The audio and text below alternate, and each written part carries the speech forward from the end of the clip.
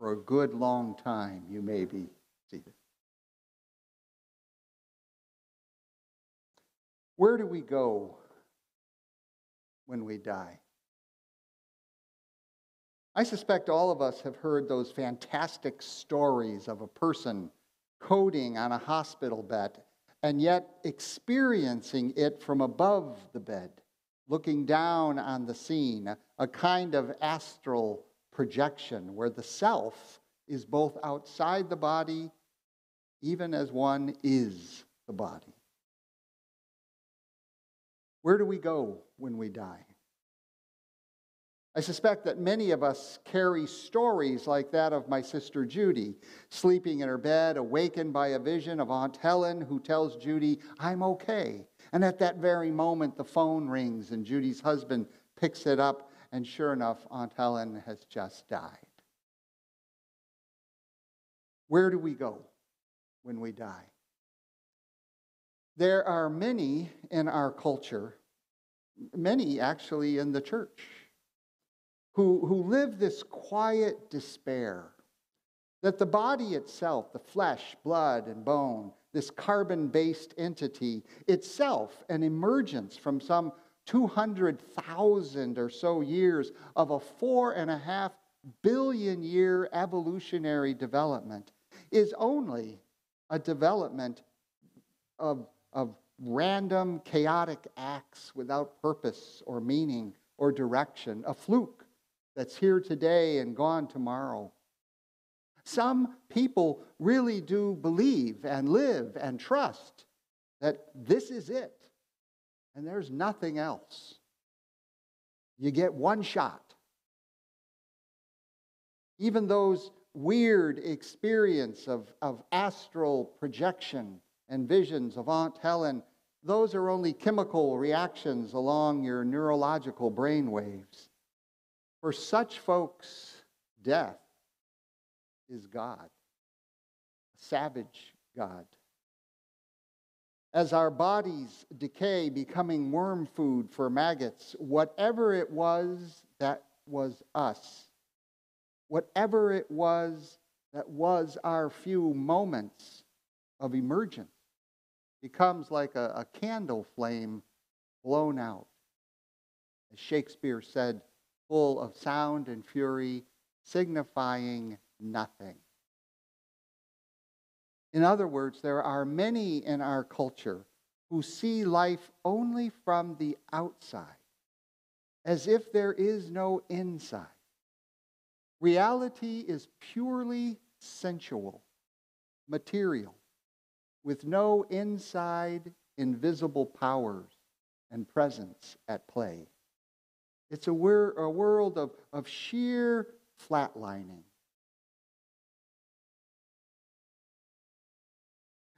Where do we go when we die is a profoundly, perhaps uniquely, human question. A profoundly religious and psychological and sociological and spiritual questions. And we human primates are the self-consciousness of all creation, of all evolutionary development. We're the creatures who can tell stories, who create meaning and purpose from patterns. We're the creatures who can reflect as if we are both outside and inside our bodies at the same time. And every single culture, and I would say every person, ponders this question of death at some point in their life. In the beginning, of course, each of us are born into a world of undifferentiated oneness.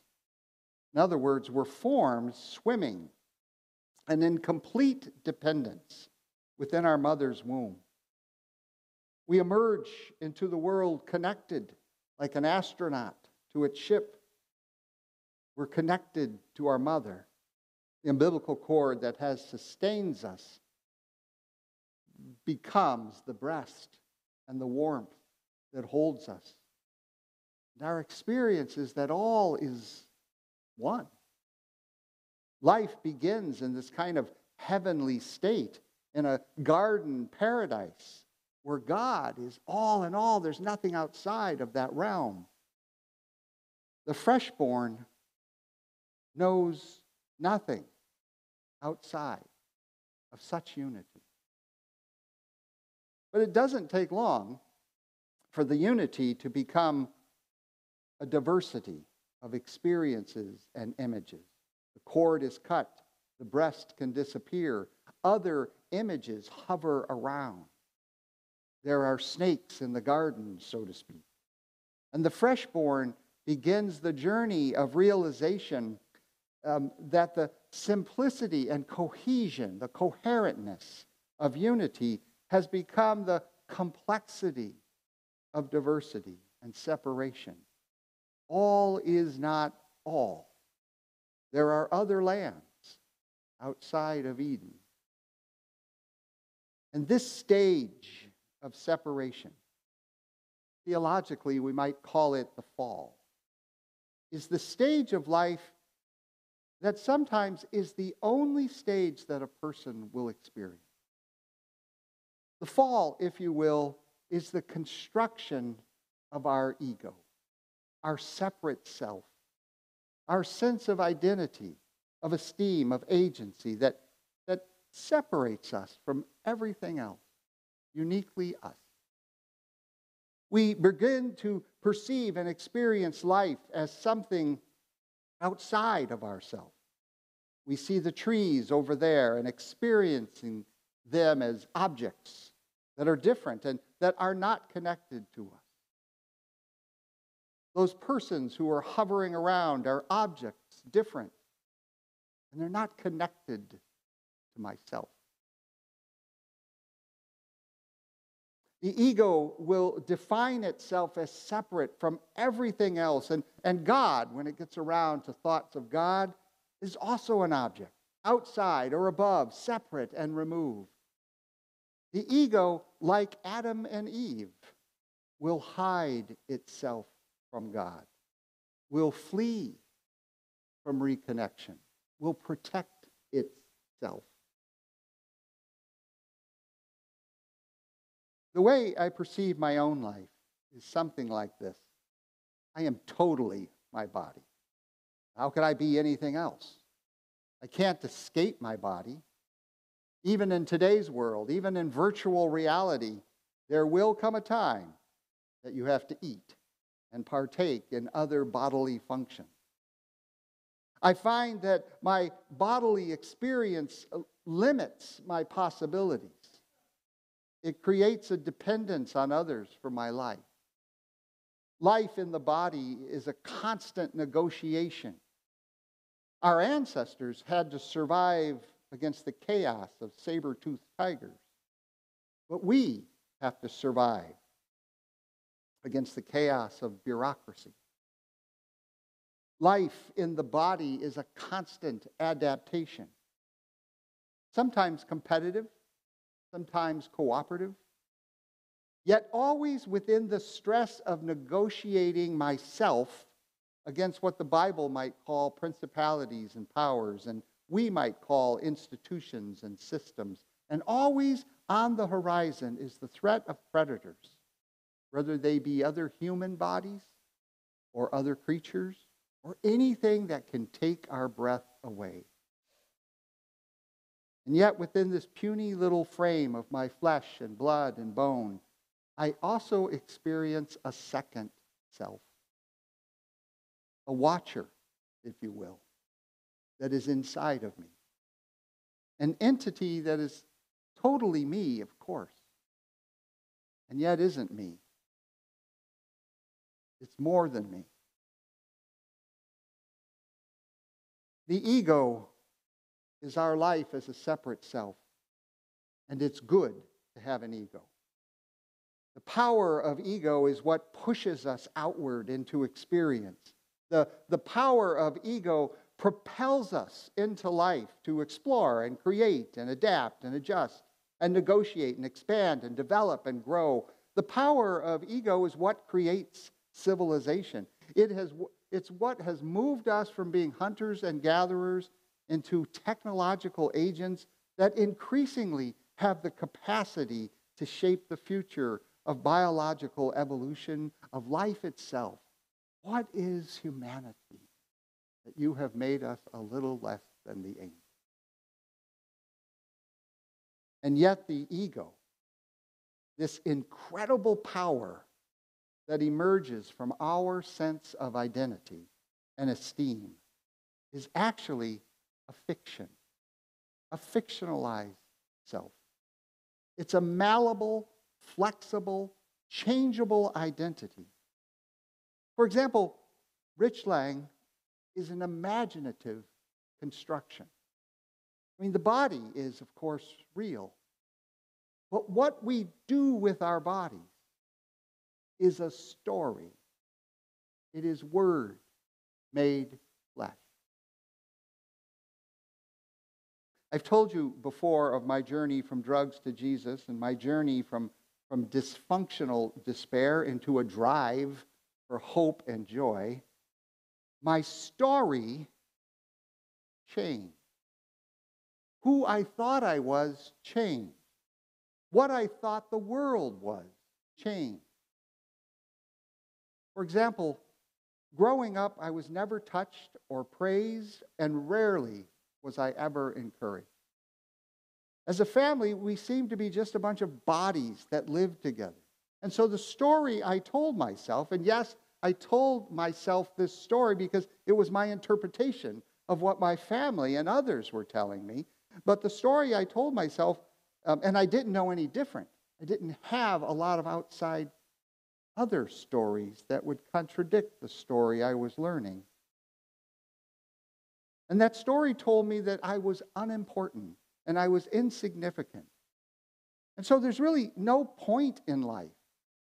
So why not go to the woods and get high? And why bother with school or much of anything else? And so I crafted this story that rooted my esteem and identity in dysfunction. A class clown, a stoner, the pretense of being cool because I was a rebel, and so on. This was my ego power, my separate self in the world. And it stayed with me throughout most of my life. It's still with me in fragments. I am a bottomless pit when it comes to wanting to know how wonderful I am, how skilled I am, and how glorious I am. Pity poor Kathy. She can never love me enough because my need to be loved is insatiable. And of course, whenever anyone does love me, I suspect that something is amiss, is wrong. After all, I'm unlovable. I'm unimportant. Human beings are complex. There is an inside to our outside. There are deep psychic forces at play within our life. We are not simple life forms.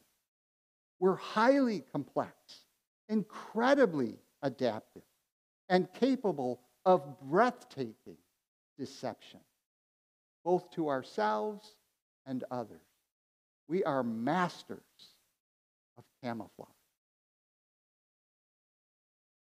This is the self that Jesus wants us to die to. The story that we tell ourselves about ourselves and about our world, the story that makes us separate, that turns the world, people and creatures and life itself, and certainly God, into objects. This is the story that Jesus counsels us to let go of, to discard, to extinguish, to let die. But if you kill off your ego, or even parts of it, what's left? Who am I if I'm not a preacher? That's also the problem of aging, by the way. On the other side of 70 comes inevitable decline of everything that we've built to define ourselves. One's brain doesn't work fast enough. One's body starts to hurt and break down. One's passions and drives and ego power begins to fade. One's seize the day mentality becomes, "Oh, just let this day get over." Who am I when everything I thought I was in this body of mine changes to the point that I can no longer recognize myself? Who am I? In a godless world, these questions are answered in this way. Lose yourself in distractions. Don't think about these questions. Lose yourself in distractions. Binge watch everything.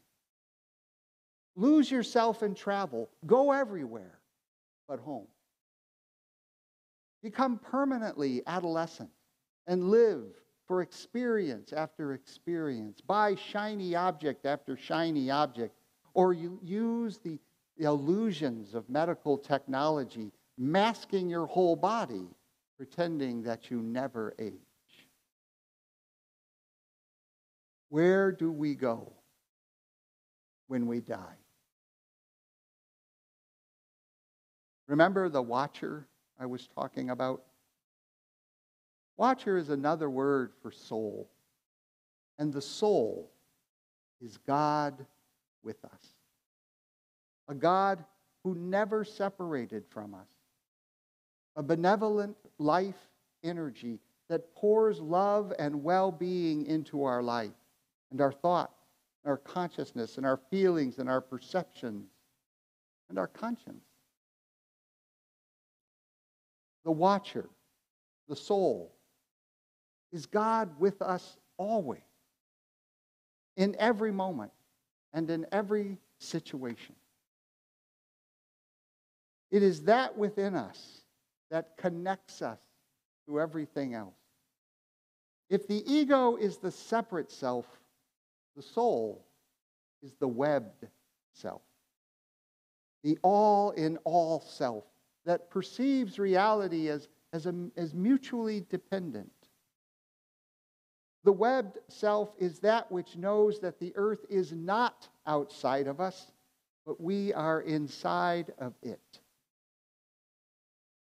The webbed self is that which knows that the others in our life, persons, creatures, the habitat itself, is as much a part of us as are our arms and legs and eyes and heart. The webbed self is a different story of the meaning and the purpose of our ego strength, of our ego energy. The ego is almost always frightened and needs a fictional story of protection. The webbed self, the soul, is curious, and it is open to crafting a story of cooperation and communion and connection. Christ in you, the hope of glory.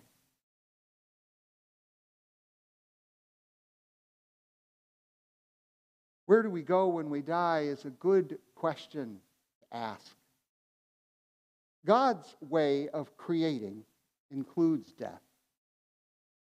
It took 4.5 billion years to get to this moment of human being. Scientifically, the energy of the Big Bang, or the Great Radiance, as some call it, that's still with us. It is still forming and developing and adapting and living. It didn't happen in the past. It continues to happen.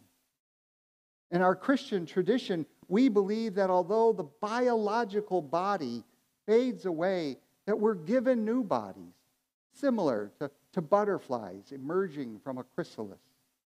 But who is it that receives this metamorphosis? Who is it that receives this resurrection? Who is it that is raised from the grave? Inside your bodied self, your ego is a watcher. a soul, an umbilical cord that has forever and will forever connect you to a communion of love that we call God. Nothing can separate that connection. The soul is God within us, encouraging us to be part of the web of life, all of life. Just as God is all in all, that's our destiny too.